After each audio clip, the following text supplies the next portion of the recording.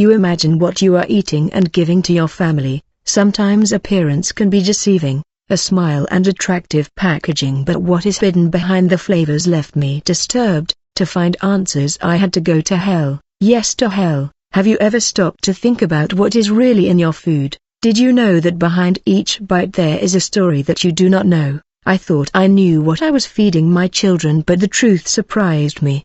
There were stories hidden in each meal. I went to the bottom of the abyss, confronting truths that the food industry tries to hide, and everything I saw changed my life, and it will also change yours. The devil is cunning and throws his traps in various ways in our lives. Do not fall again in the traps of the enemy. After this experience I felt the urgency to share what I had learned. The true taste of life was not in the drinks that quenched thirst, but in the purity of action and intention.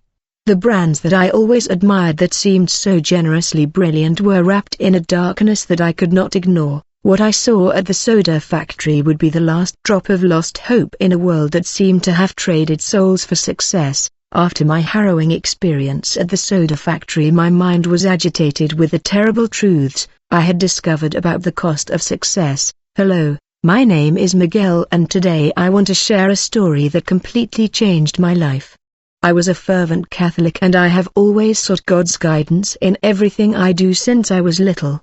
I dreamed of having a coffee shop, a cozy place where people could meet, share laughs and enjoy good food, but the reality of my heavenly coffee shop was far from that dream. Every day I saw my competitors, large fast food chains, filled with people. My tables, on the other hand, continued to be empty. My heart tightened as I saw those coffee shops always full, while I struggled to keep my business going. What was I doing wrong? What did those brands have that I didn't? Frustration began to consume me. One night, exhausted and desperate, I sat at the table in my coffee shop and decided that I could not continue to carry that weight alone. With tears running down my face, I looked up to heaven and cried out to Jesus.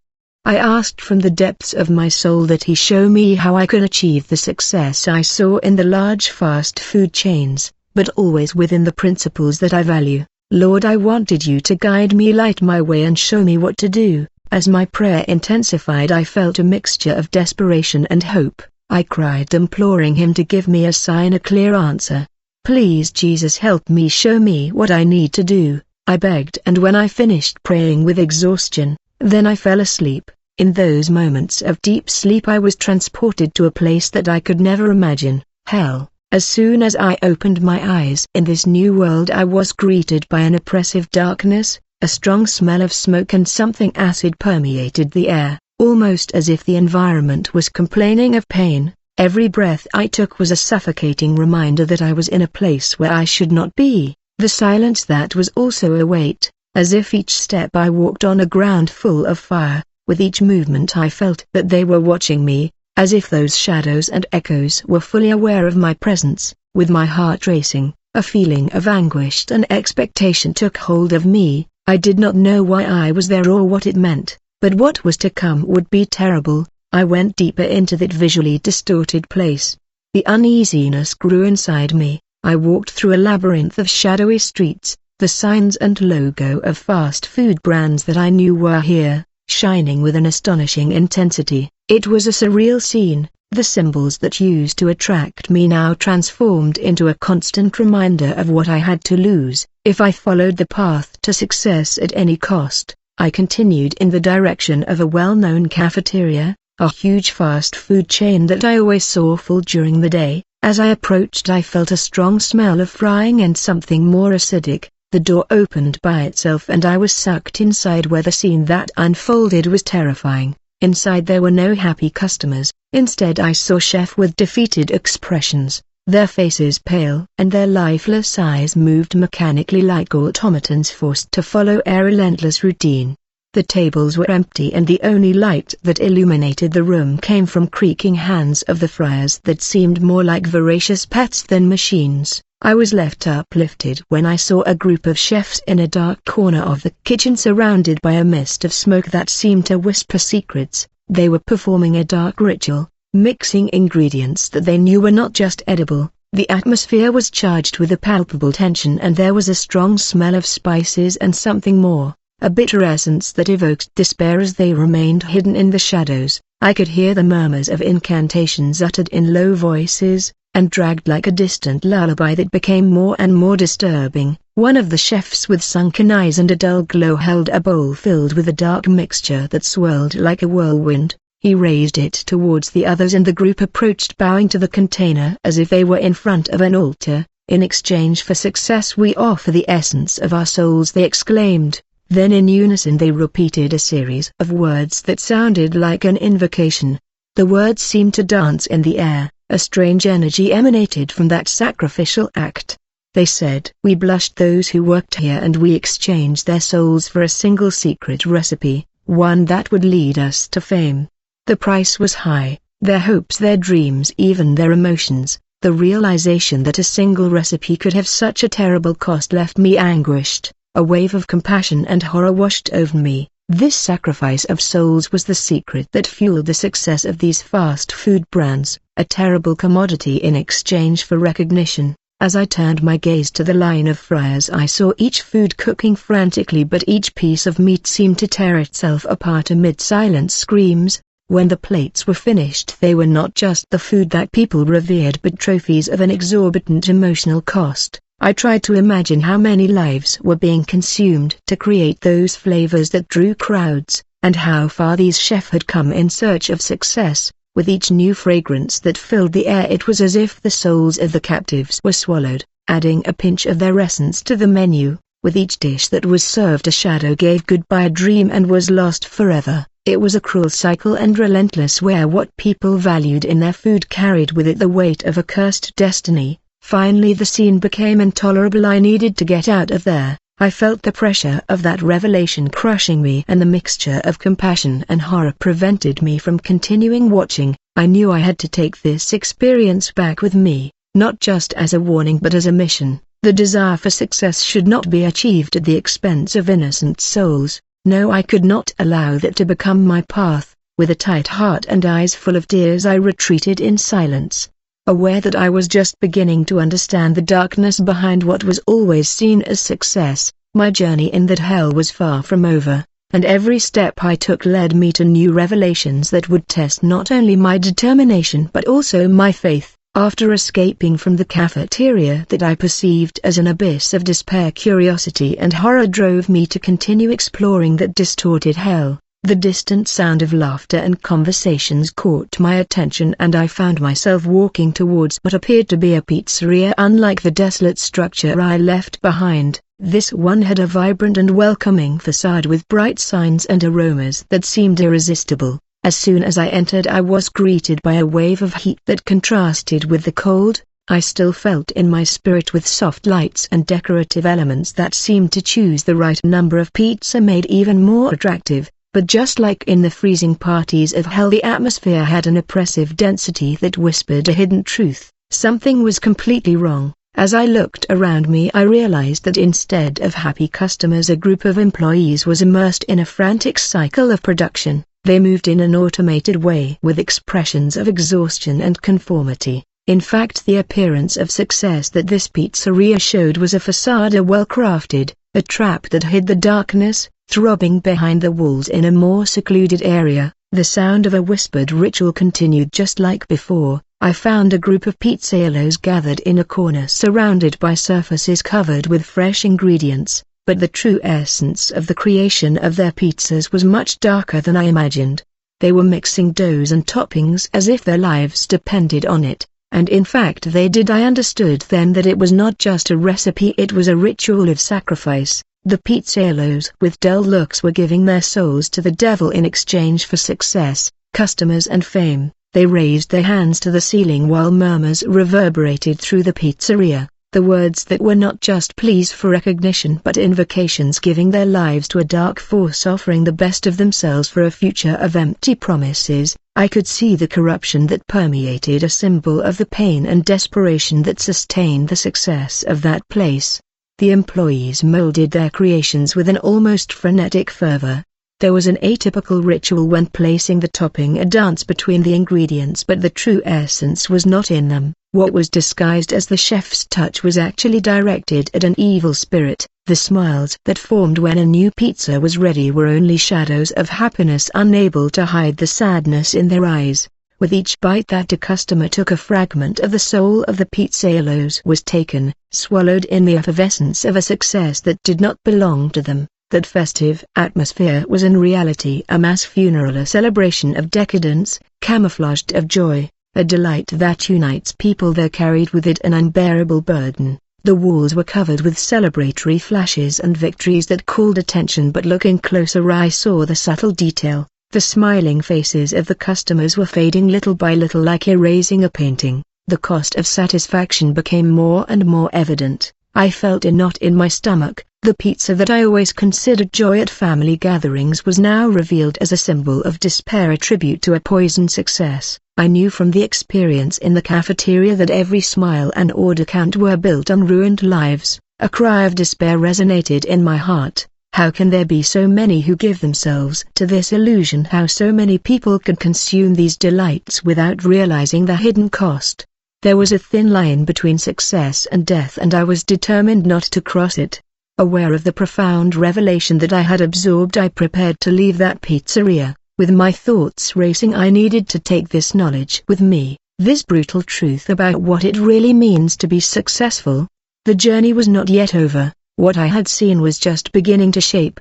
The next stage would be discoveries that I cannot yet imagine, because the shadows were just beginning to unfold. After the harrowing experience at the pizzeria, my curiosity and horror led me further in search of understanding what was behind the success of brands I always admired. I kept going, guided by instinct, until I came to a large soft drink factory, one of the most known and adored in the world. The bright facade exuded an air of festivity, attracting consumers who undoubtedly saw in it a symbol of pleasure and satisfaction. But now I knew that such appearances were always deceptive. As soon as I entered, I was greeted by the roar of machines and the bubbling sound of soft drinks being bottled. The factory was hectic, but the revitalizing energy of the surroundings was disappointing. Upon looking closer, I realized that the scene was darker than I could imagine. Workers with exhausted expressions struggled between the production lines as if they were slaves in an endless cycle. Their faces were withered and their eyes tired, as if the sparkle of life had been drained. I was guided by a sweet aroma and paradoxically acid, a peculiar combination that filled the air and reminded me of parties and celebrations. But as I took a deep breath, I realized there was something disturbing about that mix. It wasn't just flavor, it was an essence that reverberates with a hidden cost. I approached the production line where a team of workers almost in a trance were filling the bottles with the bubbling liquid. What went through my mind at that moment was that nothing there seemed natural. I could see how the workers were surrounded by symbols of the brand, moving as if they were in a macabre choreography. One of them, who seemed to be the supervisor, lifted a bottle and held it towards the sky as if he were making an offering. From a corner of the factory I heard low murmurs, among them whispered words that sounded more like incantations than simple work. Orders to the spirit of the effervescent. We sacrifice our vibrations in exchange for flavor, we leave our souls. The statement resonated in my mind and a shiver ran through my body. The supervisor and his workers were making an offer, a true invocation to the devil, exchanging their vital energies in exchange for the brand's success. The fun of consuming soda turned out to be a dark pact where each refreshing sip was built on the sacrifice of lives intertwined in the shadows. I felt a pang of pain as I watched each new batch of soda not only quench thirst but also slowly drain the joy and vitality of the workers. It was a cruel cycle where those who dedicated their lives to production were like the bottles, shiny and attractive on the outside but empty on the inside. The enthusiasm and youth that were promised in exchange for success were being completely consumed. If the souls that sustained them were crumbling, the industry moved against human nature, pushing out a product that was really just a facade, a way to distract the world from what really happened. I was losing myself. I watched, tormented by reality, as an employee handed a bottle to a customer with a forced smile on his face. the best drink in the world," he said, almost as if he was being controlled by an invisible force, and so a new cycle was fulfilled where the sacrifice was celebrated and the price of each moment of happiness became invisible. Ready to leave that factory, my heart weighed with the mixture of compassion and sorrow. The success that I so wanted, that which I believed was only a dream to achieve, was rooted in an abyss of pain and sacrifice that I could not accept. It was a cost that from now on I would never be willing to pay, but I still felt there was more to reveal. The call to continue my journey was irresistible, and I kept going in search of more answers about the brands that dominated my life and the lives of those around me. I finally came to a candy factory that emanated an irresistible fragrance of sugar and fruit. The sweet aroma that flowed from the place was almost hypnotizing, reminding me of my childhood parties, the simple joys and happy memories. The facade of the factory was colorful and inviting, like a box of chocolates inviting people to enter, but a feeling of unease began to consume me. As I approached, I remembered that behind that bright facade a dark secret could be hidden. As soon as I crossed the gates and entered the factory, I was inundated by a spectacle of colorful, sweet and vibrant shapes moved on conveyor belts, while children's laughter resonated throughout the environment. But as my vision adjusted, I realized that the children were not there as cheerful visitors. They were working. The innocent and happy looks I thought I saw were actually replaced by expressions of tiredness and sadness. Children of all ages were crowded around production terminals, molding sweets and candies under the supervision of adults whose gazes were cold and indifferent. What should be a world of fun and joy had been transformed into a forced labor camp. I stood paralyzed as I watched how they were trapped in a relentless routine. Each child seemed involved in a production frenzy, creating irresistible delicacies that would soon be sold on shelves all over the world. However, I realized that behind the colorful sheen of the candy was a terribly high price. As they molded, mixed and packaged, I saw that their souls were being drained not only by hours of hard work but by the scorn. As I drew closer, I heard the low drawling voices of the adults became discernible. They were whispering, offering each piece of candy to a dark being, a demon demanding daily sacrifices. For every candy we make, we offer a piece of innocence. May the glow of success never fade. Utter in unison with a conviction that left me in a state of shock. The impassive adult workers seemed obsessed with satisfying the demands of the spirit, thirsty for recognition and fame. For each candy that was produced, a part of the childlike essence of the children was sacrificed in exchange for an ephemeral success. The laughter that once filled the space had turned into silences, restless, as if the factory itself absorbed the joy of childhood, transforming childish dreams into illusory products. When I approached the production line, I came across an even more shocking scene. A group of children without a choice mixed a sweet and sticky substance that was not just sugar. Tears began to run down their faces, forming small puddles on the floor. Polished, the mixture was impregnated with a dark element, a remnant of the souls that had already been lost in production. I watched exhausted, knowing that those children were being exploited and manipulated. The candy we consumed, that we adored during family gatherings, actually carried with it a part of purity and innocence that was being ignored. How could these children pay such a high price for something that was offered as simple and delicious? Even with my insides twisted with compassion, I became aware of a truth becoming clearer in my mind. Those marks that seemed to bring happiness and joy were feeding on the vulnerability and innocence of children. What was offered as something sweet was actually poisoned by cruel choices, and dispossessed. That experience left me terrified. I knew I needed to get out of there, and with heavy reflections taking me away, I was assailed by the urge to share what I had discovered, that what is consumed must be valued for its true worth, and that no victory should be achieved at the expense of the lost souls of innocent children. With a heavy heart and a restless mind, I left the candy factory, knowing that my journey was not yet over. I was determined to bring these truths to the light of day, to alert others to the dangers of success that comes at the cost of unlived lives.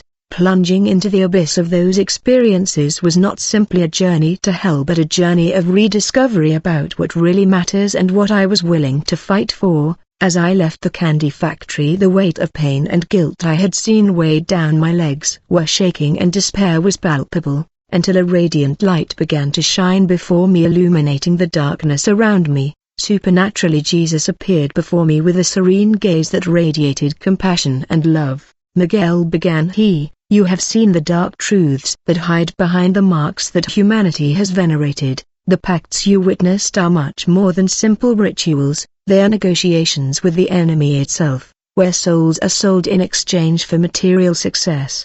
The unbridled desire for recognition and wealth distorts the hearts of men, leading them to renounce their essence, in search of ephemeral illusions." With a welcoming gesture he continued, "The marks and fame sacrifice the dreams and innocence of many, especially of children.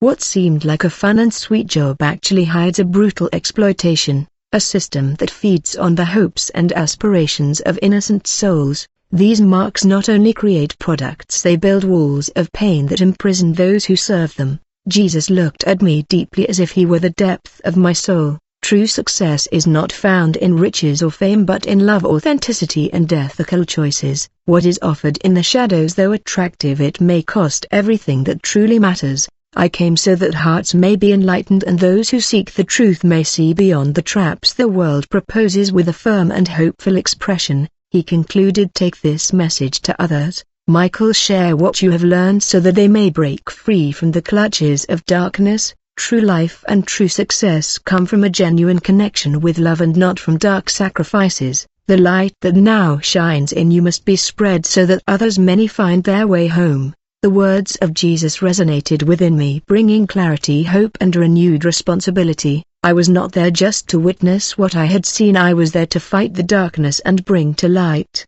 the truth that would change lives. Suddenly everything faded. I was dragged back to reality, awakening abruptly with a racing heart. I looked around and realized I was leaning on the counter of my coffee shop. Taste of heaven. Daylight filtered through the windows and the familiar smell of the food I was trying to prepare hung in the air, but instead of comfort a shiver ran through my body as I remembered the revelations I had witnessed. What I saw in my dream, it wasn't just an illusion, it was an urgent call to action. Sitting upright with trembling hands holding the edge of the counter, the clarity hit me like a bolt of lightning. The truth that Jesus me showed me bombarded my mind and a new purpose began to form in my heart. I could not remain silent watching the destruction and exploitation without doing something. I needed to transform that pain into a movement of love and consciousness. With tears of gratitude running down my face, I knelt down in front of the crucifix that was hanging on the wall. "Thank you," Jesus murmured between silly words. "Thank you for showing me the truth, for opening my eyes to what really matters." With a voice full of determination I continued, "Now I give this restaurant to your kingdom, Lord. I want every meal here to be a testimony of love, honesty and integrity, that every dish can bring happiness and blessings not only to those who enter through these doors but also to their families, because meals must be worthy and made with a true purpose. I want to make the taste of heaven a place of light and hope." I stood up and at that moment a wave of determination filled me. I needed a plan. I became an advocate for truth and transparency. When it comes to the food I provide to our families, I ran awareness campaigns about the dangers and exploitation behind the foods we consume daily by creating a website and social media. I shared the truths I had discovered by warning others about the dark rituals that supported the food industry. My posts began to gain attention with the support of the community. We organized talks and workshops on how to choose foods that would feed not only the body but also the soul. I went in search of local suppliers that supported ethical agricultural practices, promoting a model that honored the land and the workers. I visited schools and organizations, involving children and their families, making them reflect on what they were really putting on their tables. My goal was not only to open their eyes about what it meant to eat, but also to teach them about the importance of making conscious choices that benefited the health and well-being of both people and the planet. I realized that I was fighting against the forces of evil, but my part in recognizing the truth and sharing it made all the difference. The transformation in my cafeteria, it spread like wildfire. People started coming not just to eat but to join a movement. "We can change this together," I repeated frequently in our meetings. Every day, I thanked Jesus for having guided me here. With him I found the strength to reject the superficial and fight for the true. From that day on, a taste of heaven. It was no longer just a cafeteria. It was a beacon of hope. A place where the true joy of eating and sharing was celebrated, always with the intention of honoring the kingdom of God.